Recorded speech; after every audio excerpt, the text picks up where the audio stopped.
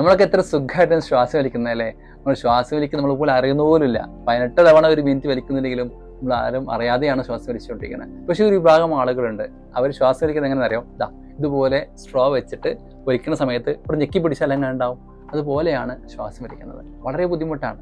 അവരാണ് സത്യത്തിൽ ആസ്മരോഗികൾ. ഏകദേശം ഇപ്പോഴത്തെ കണക്ക് പ്രകാരം 30 കോടിയോളം ആസ്മരോഗികളാണ് ലോകത്തുള്ളത്. ഇന്ത്യയിൽ 3 കോടിയോളുണ്ട്.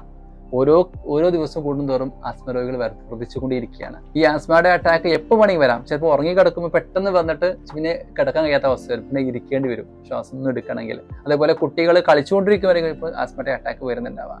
അതേപോലെ തണുപ്പുള്ള പ്രദേശത്തിലേക്ക് ചെല്ലുന്ന സമയത്ത്, അല്ലെങ്കിൽ തണുപ്പുള്ള ക്ലൈമറ്റ് നിൽക്കുന്ന സമയത്ത്, നമുക്കൊരു ജലദോഷമോ ഒക്കെ വന്നിട്ട് ഇൻഫെക്ഷൻ ഉള്ള സമയത്ത് ഒക്കെ എപ്പോൾ വേണമെങ്കിലും ഈ ആസ്മാറ്റിക് അറ്റാക്ക് ഇവരിൽ പിടിപെടാം. ആസ്മരോഗികൾ സത്യത്തിൽ സംഭവിക്കുന്നത്, അവർ ആസ്മ അറ്റാക്ക് വരുന്ന സമയത്ത് അവരുടെ ശ്വാസനാളിയിൽ ബ്രോങ്കിയോൾസിൽ ല്യൂമൻ ഉണ്ടാവും. ആ ക്യാവിറ്റിയിലൂടെയാണ് ഈ എയർ പാസേജ് നടക്കുന്നത്. അവിടെ ആ ഭിത്തിയിൽ നീർക്കെട്ടുണ്ടാവുകയും ഇൻഫ്ലമേറ്ററി റെസ്പോൺസ് പ്രകാരം നീർക്കെട്ടുണ്ടാവുകയും അവിടെ മ്യൂക്കസ്, അവിടെയുള്ള കഫം പടലങ്ങൾ, അവിടെയുള്ള ശ്ലേഷ്മ പടലങ്ങൾ, അവിടെ മ്യൂക്കസ് നന്നായിട്ട് സെക്രീറ്റ് ചെയ്യുകയും അതോടുകൂടി ഈ പറയുന്ന പാസേജ് അടഞ്ഞു പോകും. പിന്നെ ശ്വാസം വലിക്കാൻ പ്രയാസത്തിനേക്കാളും വിടാനാണ് ബുദ്ധിമുട്ട് വരിക. അപ്പോൾ ശരിക്കും ചെസ്റ്റ് ഭയങ്കര ടൈറ്റ്നെസ് ആയിരിക്കും. ശ്വാസം വിടാൻ കഴിയാതെ ചെസ്റ്റ് ഭയങ്കര ടൈറ്റ് ആയിരിക്കും. അതിൽ ഇടയ്ക്ക് നന്നായിട്ട് ചുമ വരും. അതേപോലെ തന്നെ അവർക്ക് ഈ ചെസ്റ്റിനൊരു ഒരു വീസിങ്, അതായത് ഇങ്ങനെ ഒരു സൗണ്ട് വന്നുകൊണ്ടേയിരിക്കും. ഈ ഒരു അവസ്ഥയാണ് സത്യത്തിൽ ആസ്മരോഗികൾ സംഭവിക്കുന്നത് വെച്ചാൽ ഇതോടുകൂടി അവർ ഓക്സിജൻ ലെവൽ നന്നായിട്ട് താഴ്ന്നു പോകും.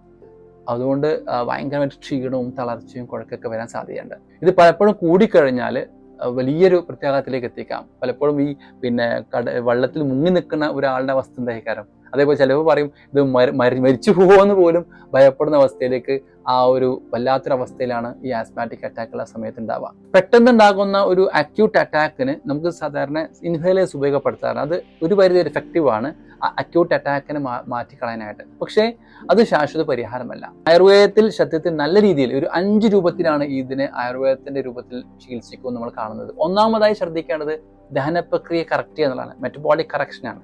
സത്യത്തിൽ മെറ്റബോളിക്കലി ഒരുപാട് പ്രശ്നങ്ങൾ അവരിൽ ഈ ആസ്മരോഗികൾ കാണാറുണ്ട്. അത് കൃത്യമായി കണ്ടറിഞ്ഞ് ദഹന പ്രക്രിയ കറക്റ്റ് ചെയ്യുക. രണ്ടാമതായി ക്രോണിക് ഇൻഫ്ലമേഷൻ, ആ നീർക്കെട്ടുകൾ ഉണ്ടാകാവുന്ന ഒരു അവസ്ഥ ശരീരത്തിൽ നിന്ന് മാറ്റിയെടുക്കുക.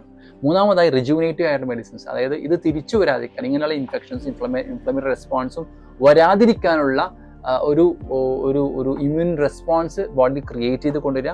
നാലാമത് നമ്മുടെ ലൈഫ് സ്റ്റൈൽ മോഡിഫിക്കേഷനാണ്. നമ്മുടെ ഭക്ഷണക്രമം, നമ്മുടെ വ്യായാമം, അതേപോലെ നമ്മുടെ ഉറക്കം, ഇതൊക്കെ നല്ല രീതിയിൽ അതിന് മാറ്റങ്ങൾ വരുത്തി കൊണ്ടുവരിക. അഞ്ചാമതായി ബ്രീത്തിങ് എക്സസൈസസ് ആണ്, പ്രാണായാമം പോലുള്ള ടെക്നിക്സ് ആണ്. ഇത് ഇത്രയും കാര്യങ്ങൾ കൃത്യമായി ചെയ്തു വരുമ്പോൾ ആസ്മ രോഗികളെ നല്ല രീതിയിൽ നമുക്ക് ട്രീറ്റ് ചെയ്ത് നമുക്ക് മാറ്റിയെടുക്കാൻ സാധിക്കും. All the best.